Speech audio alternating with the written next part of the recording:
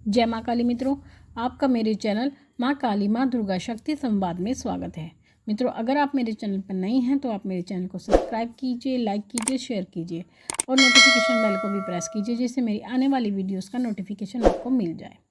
मित्रों, जैसा कि आप सभी जानते हैं, दिवाली का समय है और दिवाली का समय एक महत्वपूर्ण समय होता है जहाँ पर आप बहुत सी परेशानियों से छुटकारा पा सकते हैं।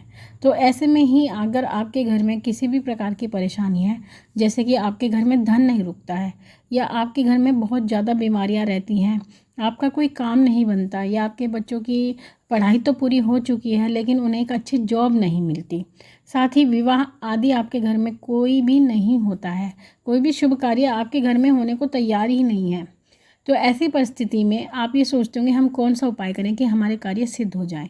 तो ऐसे समय में जो सबसे उत्तम समय है ये दिवाली का समय है, क्योंकि इन जो परेशानी आपके घर में चलती है, इन सभी परेशानियों की जो जड़ होती है वो हमारे पितृ होते हैं। यानी अगर आपके पितृ आपसे नाराज़ होते हैं तो ये सभी परेशानी आपके घर में वो पैदा कर देते हैं। तो इसी कारण से आपके घर में ये सब कुछ होता है, लेकिन ये जो परेशानी ऐसी होती हैं आप इनको चाह कर भी इनका हल नहीं निकाल पाते, यानी कोई रास्ता आपको नहीं मिलता है।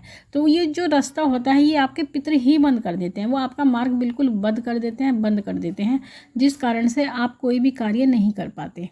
तो ये समय है, आप अपने पितरों को प्रसन्न कीजिए, अपने कुल देवता कुल देवी को प्रसन्न कीजिए। तो आपको इसमें करना क्या होता है कि आपको, जैसे कुछ लोगों के यहाँ रीति रिवाज होते हैं, सभी लोगों के यहाँ अलग अलग रीति रिवाज होते हैं। जो पितरों को मनाया जाता है वो उनके अपने रीति रिवाजों से मनाया जाता है। तो जो रिवाज होते हैं उसमें दो बात आती हैं, एक छोटी दिवाली का समय होता है, एक बड़ी दिवाली का समय होता है। छोटी दिवाली का जो समय होता है वो पितरों की पूजा का होता है, और जो बड़ी दिवाली का समय होता है यानी जो अमावस को होती है उसमें लक्ष्मी गणेश जी की पूजा की जाती है। लेकिन कुछ लोग बड़ी दिवाली को ही अपने पितरों का पूजन करते हैं। लेकिन जैसा कि अगर आपके घर में जो भी परंपरा है आप उसी का अनुसरण कीजिए, उसमें कोई भी बदलाव ना करें। अगर आप बदलाव करते हैं तो आपको कहीं ना कहीं परेशानी उठानी पड़ती है। तो जो आपके घर में जो भी आपके यहाँ रीति है आपको उसी रीति से वो पूजन अपना करना है। लेकिन मैं आपको कुछ ऐसी बातें हैं जो विशेष बता देती हूँ, जैसा कि अगर आपके यहाँ कुल देवी कुल देवता हैं तो उनकी भी पूजा दिवाली पर ज़रूर की जाती है। तो जब आप अपने कुल देवी या कुल देवता को मनाने के लिए जाते हैं तो इस बात का आप विशेष रूप से ध्यान रखें कि आपको कोई भी सामान बाजार का नहीं लेके जाना है। जैसे कि आपको अगर भोग लेके जाना है तो आपका बाजार से कोई भी भोग नहीं लेके जाना है, क्योंकि लोग आजकल क्या करते हैं, आलस के कारण बाजार का सामान लेके जाते हैं। जैसे मार्केट का कुछ भी मिठाई ले जाएंगे या कुछ भी ले जाएंगे, मार्केट का ले जाएंगे, लेकिन आप ये बात नहीं जानते कि जो हमारी कुलदेवी होती है या कुलदेवता होते हैं या हमारे पितृ होते हैं, वो ये आशा करते हैं कि जो हमारे घर की बहू है, हमारी पुत्र वधू है या जो भी हैं, जो बहुएं घर की होती हैं, वो अपने हाथ से अपने घर के अन्न से बना हुआ भोजन हमारे लिए लेकर आएँ और उसको ग्रहण करके वो बहुत ज़्यादा प्रसन्न होते हैं। तो आप कोशिश ये कीजिए, आप जो भी लेकर जाएं अपने घर का बना हुआ हो। आप हलवा पूरी भी बना सकते हैं, आप चूरमा भी बना सकते हैं, आप गेहूं के लड्डू भी बना सकते हैं। मतलब आपको जो भी बनाना है मीठा अपने घर का ही बनाना है, आपको बाजार का बिल्कुल नहीं लेके जाना है। दूसरी बात, जब आप अपने पितरों को प्रसन्न करने के लिए जाओगे, क्योंकि जहाँ पर स्थान होता है वहाँ पर जाते हैं लोग और वहाँ पर ही अपने पितरों की पूजा करते हैं। तो जहाँ पर आपके स्थान है वहाँ पर आपको एक तो वस्त्र जरूर लेके जाना है, क्योंकि दिवाली और होली पर वस्त्र विशेष रूप से दिया जाता है। तो आपके जितने भी स्थान बने हैं उतने ही वस्त्र आपको लेके जाने हैं। जैसे कि आपके 3 स्थान बने हैं तो 3 ही वस्त्र आपको लेके जाने हैं। आप कुर्ता पजामा भी ले जा सकते हैं, पैंट शर्ट भी ले जा सकते हैं। साथ में अगर कुर्ता पजामा ले जाते हैं तो गमछा जरूर लेके जाइए, जनेऊ जरूर लेकर जाइए। साथ ही यथाशक्ति आपको दक्षिणा देनी होती है, तो ये आपको लेकर जाना है। और जैसे कि आप जानते हैं आपके घर में रीति रिवाज है, तो कुछ ये जो पितरों का सामान होता है जो आप लेकर जाते हो, वो ऐसा कुछ रिवाज होता है, बहुत घरों में होता है ये रिवाज कि वो सामान बेटियों को दिया जाता है। यानी जो घर के जमाता होते हैं, जमाई होते हैं, उनको ये सामान दिया जाता है। कहते हैं कि जो ध्याने होते हैं उनको ये सामान दिया जाता है। तो अगर आप ये कार्य करते हैं तो आपको इस बात का विशेष ध्यान रखना होगा कि अगर आपके घर में ये परंपरा चली आ रही है तो आपको अगर अपने जमाता को यानी जमाई को ये सामान देना है, तो अगर वो शराब का सेवन करते हैं या अंडे मीट का सेवन करते हैं तो ये सामान उनको बिल्कुल ना दें। क्योंकि ये पितरों का सामान है। ये कार्य बहुत शुद्धता का होता है, अशुद्धि का इसमें कोई भी स्थान नहीं होता। और पितृ जो हैं शुद्ध रूप में चलते हैं, वो किसी भी प्रकार की तामसिकता को बर्दाश्त नहीं करते हैं। अगर आप ऐसा करते हैं तो आप भूल करते हैं। तो अगर आपके जमातक किसी भी प्रकार का इस तरह का अभक्ष्य भोजन नहीं करते हैं तभी आप उनको ये सामान दें, अन्यथा ये सामान आप पंडित जी को भी दे सकते हैं। ऐसा ज़रूरी नहीं होता कि जमाई को ही दिया जाए, क्योंकि मित्रों आप काम तो करते हो लेकिन उनमें कहीं ना कहीं त्रुटियां होती हैं और इसी त्रुटि के कारण आप उनका पूर्ण फल बिल्कुल भी प्राप्त नहीं कर पाते। तो ये विशेष बात है, आप इसका बिल्कुल ध्यान रखिएगा। साथ ही अपने कुल देवी को तो आपको गेहूं का चूरमा जरूर लगाना चाहिए। गेहूं का बना हुआ जो चूरमा होता है, यानी पराठों से बनाया जाता है, रोटी से भी बनाया जाता है, तो वो चूरमा आपको ज़रूर लगाना चाहिए, क्योंकि कुल देवी उसको ग्रहण करके बहुत खुश होती है। तो ये कुछ ऐसी जानकारी थी जो मैंने आपको बताई है।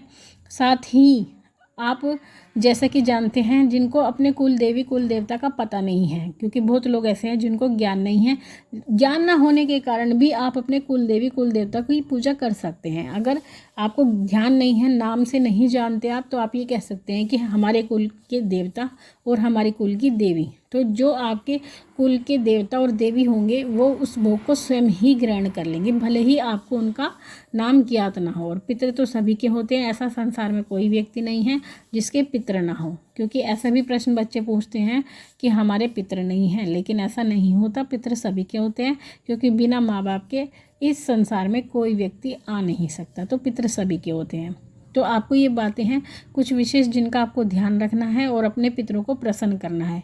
और उसके बाद में साथ ही मैंने 2 वीडियो और अपलोड की हैं जिसका आप लगातार उपाय करते रहें। एक तो रविवार का उपाय है और साथ ही एक अमावस्या का उपाय है। ये भी आप अपने साथ साथ करते रहें तो आपके पितर प्रसन्न रहेंगे और आपके घर में जो बाधाएं चली आ रही हैं, मतलब काफ़ी दिनों से जो परेशानी चली आ रही है, उनसे आप छुटकारा पा जाओगे। अब प्रश्न लेते हैं अपने सब्सक्राइबर का। ये प्रश्न है अंजुका नाइक का। अंजुका नाइक जी ने मुझसे पूछा है, माताजी मुझे मेरी इष्ट ग्राम देवी की सवारी आती है पर सिर्फ चैत्र और दशहरे में उनकी कृपा पाने के लिए क्या करूं, बताएं कि जब मुझे उनकी सहायता चाहिए मैं ले पाऊं, कृपया जवाब दें। देखिए, अगर आपको सवारी आती है, आपकी ग्राम देवी की सवारी आती है तो बहुत अच्छी बात है। अगर आप उनकी सेवा पाना चाहती हैं तो उसके लिए आपको क्या करना होगा, आपको उनकी सेवा करनी होगी और ये सेवा आपको लगातार करनी होगी। आप जैसा कि जब आपकी ग्राम देवी हैं तो आपको उनका पूजन आदि तो पता ही होगा, तो उन्हीं के अनुसार आपको पूजा करनी है। और जैसे जैसे आप पूजा करती जाएंगी आपकी शक्ति खुलती जाएगी। तो जब भी आप उनका ध्यान करेंगी तो वो आपके सामने प्रकट हो जाया करेंगी और आपकी जो भी परेशानी है उनको वो हल कर दिया करेंगी, लेकिन आपको सेवा लगातार करनी पड़ेगी।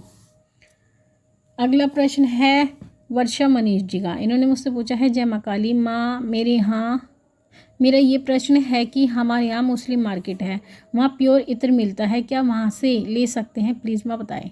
ये पूछ रही हैं कि माँ काली को इत्र जो चढ़ाना है या लगाया जाता है माँ भगवती को, क्या वो हम मुस्लिम मार्केट से ले सकते हैं। देखिए बच्चे, ऐसा कुछ नहीं होता, माँ भगवती भाव पर चलती है और इत्र अगर प्योर मिलता है तो सबसे ही उत्तम है, क्योंकि प्योर इत्र माँ भगवती को बहुत पसंद है। मिलावटी चीज़ तो भगवान वैसे ही पसंद नहीं करते, तो आप वहाँ से ले सकती हैं, क्योंकि बनाया हुआ मनुष्य के हाथ का ही है, किसी अन्य ने नहीं बनाया। माँ ऐसा कोई भेद नहीं मानती है, तो आप ले सकती हैं और माँ भगवती को वो इत्र आप चढ़ा सकती हैं। तो मित्रों, ये थे आपके प्रश्नों के उत्तर। साथ ही मैंने आपको अपनी बात भी बता दी है, वीडियो से जानकारी भी दे दी है। साथ ही अगर आपका कोई भी प्रश्न है तो आप मुझे कमेंट बॉक्स में लिख सकते हैं। कोई भी जिज्ञासा अगर आपके मन में है तो आप मुझे कमेंट बॉक्स में लिख सकते हैं, मैं कोशिश करूँगी उस पर वीडियो बनाने की। मैं आपसे फिर मिलूँगी अपनी अगली वीडियो में, तब तक के लिए जय महाकाली।